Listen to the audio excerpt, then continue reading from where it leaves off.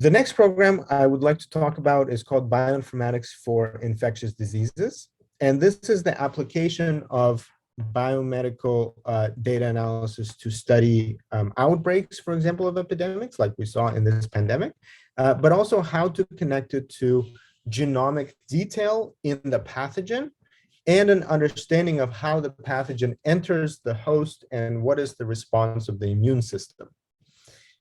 So again, Raquel, to your question about being able to access this recording, after this webinar, you will receive an email with the recorded version, or you can go and look Pine Biotech, look us up on YouTube, and the recording is going to be there on our channel. So in the context of bioinformatics for infectious diseases, we will look at a few different specific methods, right?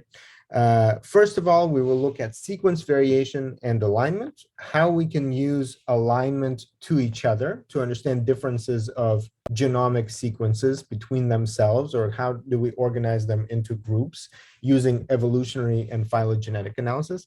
We will also look at discovery of variants and association between variants and specific changes, for example, at the protein level or at the population level. And then finally, we'll touch on transcriptomic analysis of host response, primarily around infected, uninfected, mock-infected types of experiments, where we can understand the host responses at the cellular and tissue level. So the beginning of the program will start by kind of comparing and contrasting infectious diseases with non-infectious diseases. We will then talk about different pathogens, bacteria, viruses, parasites, and we'll talk about how they cause disease. What is it that we actually call infectious disease? How does it manifest? What are the specific things that we look at? And how can we analyze those with different types of molecular indicators? And so that will allow us to understand, using, again, some case studies, how a number of different types of could be used to characterize disease and understand disease progression as well as outcomes. And that will be kind of the main idea of this program, is it's multi-omics data in the context of infectious diseases. So the I think the idea here has become, infectious diseases have become one of those examples where these advanced new technologies like next generation sequencing have been used extensively to almost in real time track the development of an outbreak of an infectious disease, and also characterize in very great detail how the pathogen interacts with the host in order to address that problem and create a diagnostic, create a panel or a simple process that could identify a very specific strain of a pathogen that we now know better how to deal with. Also, it has been used to identify the types of vaccines, for example, that we would like to design, or an intervention like an antiviral or a drug that will interfere with that process of infection. And so using these kinds of case studies, we're going to take a look at how does that translate to actually understanding the methodology. What do we do with data? What kinds of data? And how do we actually practically make use of that data to arrive at such conclusions? So again, I talked a little bit about the different types of methods that we will cover, and importantly, it will come with several different examples, project examples that you can try.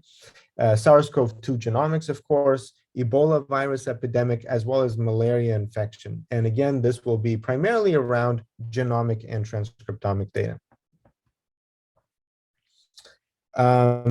Farhana, I think Parisa here has a question on how to register in iLab. So if you could please share that with her. So finally, I want to talk about a program that is not specific to a type of data or a type of an example, but is more focused on the project that you would like to complete during this time. And this is applicable to two types of people. So number one, researchers, whether you are an undergraduate, high school student, or faculty. If your goal is to perform research and you would like to find a specific data set, analyze that data, and come out with a poster presentation or a publication, this is what this program is going to be designed around. And the second example of someone is maybe someone who would like to understand the process of research. So one, you know what kind of research you'd like to do. You have a goal and you know how to more or less get there. You need the help with bioinformatics. Or the second one, you don't know what research looks like, and you would like to understand how to perform research, but using bioinformatics because maybe you don't have access to a wet lab, or maybe you are just trying to maybe do two things at the same time.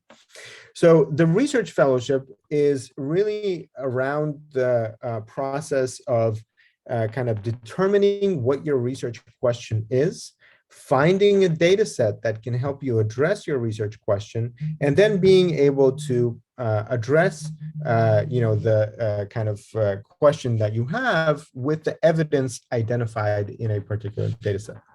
And the enablement that we offer here is big data analysis infrastructure. So we will support your big data analysis needs. If you need to analyze a data set with 10,000 samples and you can't do that on your computer, you will be able to do it here. Mentorship, so someone will work with you to identify a question, refine that question, make sure that that question could be answered with the data that you've selected, and then help you get there. And along the way, we will provide you with opportunities to train yourself to be able to do this independently. So instead of this being training first, training is embedded into that process, because ultimately, if you don't know how to perform a particular type of analysis, you can just ask someone to do it for you. Or here, you will learn how to do it on your own and be able to apply it to that project. And we've selected a number of directions on how you can actually do this in the context of precision medicine, population health, biotechnology and agriculture, or space and astrobiology. So the first step here is going to start with an overview of the general background, how to do literature review, identify different things that people have already done to select something that is still unanswered, or maybe there's a gap in research, or maybe a debate and controversy, and how to use that process of literature review to be able to identify a very specific question that you would like to focus on. Once we do that, then we have a very well-defined process that will include weekly meetings, submitting a form about your progress, keeping a journal of your progress from learning to identifying a research project to then conducting the analysis, and eventually working with the community of both mentors and other participants to go through that whole process and submit the project. And the project will first of all be submitted on the portal. So on the portal, after you complete your profile, and that is free, you can just complete your profile and update it. You will then be able to start working on a project after you have 10,000 points. And so that's where the training comes in. So you still, in the context of this program, will have to go through some training. And importantly, we have another project that is designed to guide you through the different steps of literature review, identifying data sets on public repositories like NCBI, and then working through your analysis. Once you have done that, you will be able to fill in sections of a project from title to abstract to methodology, etc. And along the way, get guidance from our mentors that will help refine and kind of accelerate that process for you.